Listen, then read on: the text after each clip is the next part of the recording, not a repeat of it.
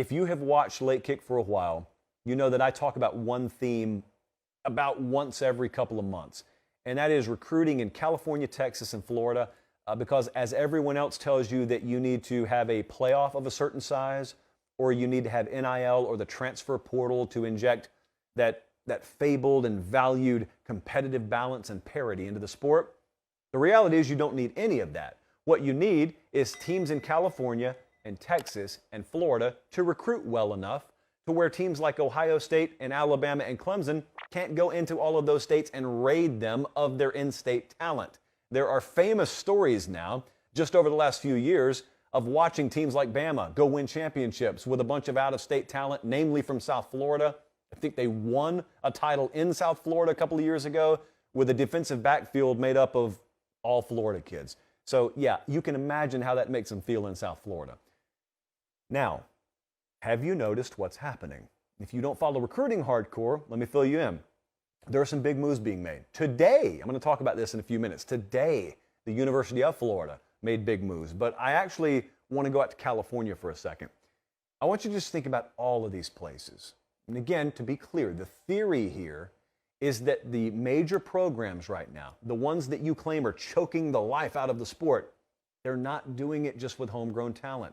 In fact, a majority of the reason they're able to dominate is because no one's taken care of business and closed the gates on places like Southern California, Texas, and South Florida. Well, with USC right now, and UCLA for that matter, about to head to the Big Ten, that's big for recruiting. But independent of that, just Lincoln Riley coming into town is really big for recruiting, and them indicating they're going to be a big NIL player.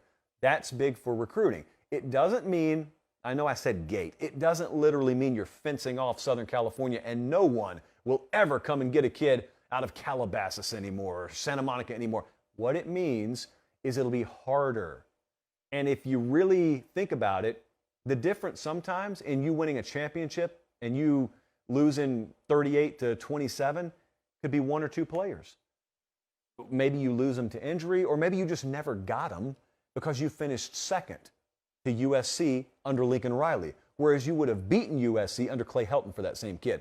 So that's happening in Southern California. In Texas, it's the most glaring, because in Texas, you just watch Texas A&M bring home the top-rated class of all time. I don't have any doubts about what Texas A&M is going to be. There are some people mildly concerned about their start to this year's class. Bold prediction, I think they'll be okay in the end. Has anyone paid attention to what Sark and company are doing at Texas, though? They got Arch Manning a couple of weeks ago. That's good. Then they got an entire tidal wave of commits after Arch Manning, and Texas is sitting there in the top 3 right now. They're ranked number 3. It's not fool's gold. They're not going to fall off a whole lot. They still have guys that they're going to add, by the way. And so Texas is recruiting, not at an unprecedented level. But I want to be clear, they are recruiting better than they have in the last several years. There's this lazy talking point out there that goes a little something like this. Texas always recruited well. What's the difference now? Well, the difference is the way they're recruiting.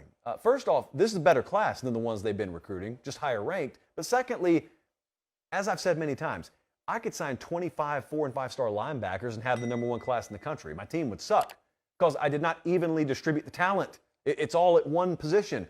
Texas went and got a lot of cotton candy. They got a lot of perimeter skill. They did good at quarterback. They didn't recruit the line of scrimmage anywhere remotely close to the way they needed to. They're doing that now.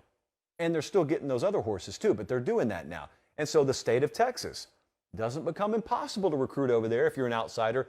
It becomes all the more difficult. And then as we talk about what's happened in the Lone Star State, the most interesting place is to go to the state of Florida.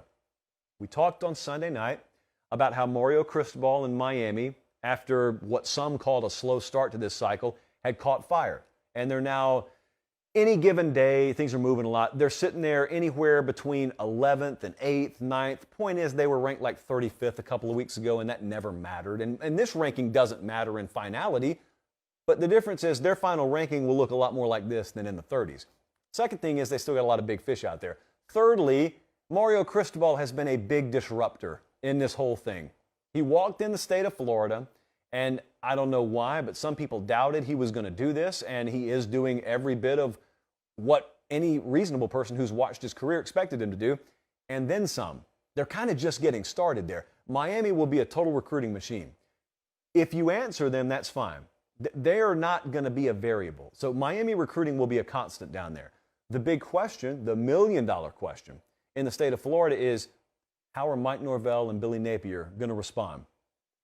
Norvell and Florida State, they still have a lot of moves to make. July is going to be a big month for them.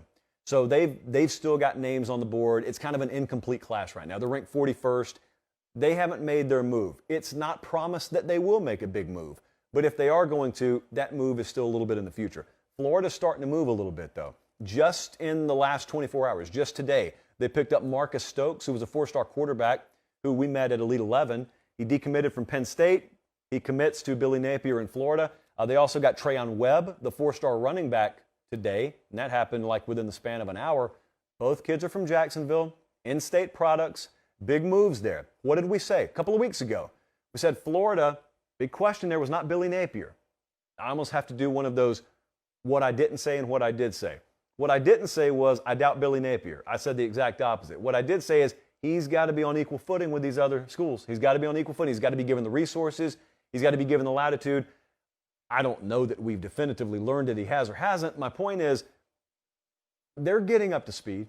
I don't know they'll finish top 10 this cycle. In fact, I think it would be a mild surprise if they did. They're getting up to speed. Next cycle is the one where I'll fully judge Billy Napier. The 24 cycle, that's the one where I'll fully judge him. I don't think it's the wildest thing in the world to suggest that it takes a cycle, at least, for a newcomer, especially Billy Napier, who was not already a head coach at a Power 5 school, to get up to speed on the recruiting trail. That's not the wildest concept in the world. And you know what? If they can lock down a 14th ranked class or a 16th ranked class in the process, good. Because then you can make up for what you didn't land on the trail in the transfer portal to buy you time to do what you need to do in the 24 cycle. But if you think about every program I just mentioned, Southern Cal, Texas, A&M, even Florida State, Florida, Miami, who among them are not in better positions than they were 3 or 4 years ago? I think all of them have upgraded. And that's a really good sign if you're an Oklahoma State fan.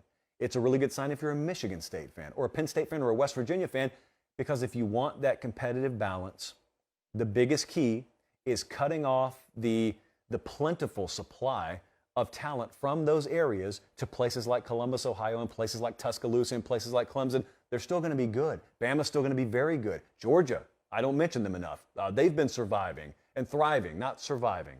I understand how deep the state of Georgia is, but they've been thriving not just on in-state talent.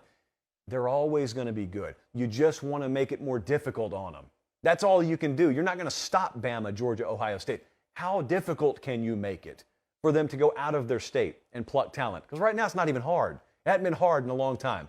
So that's the key there. And that's changing. While everyone else is focused on realignment, obviously we are too.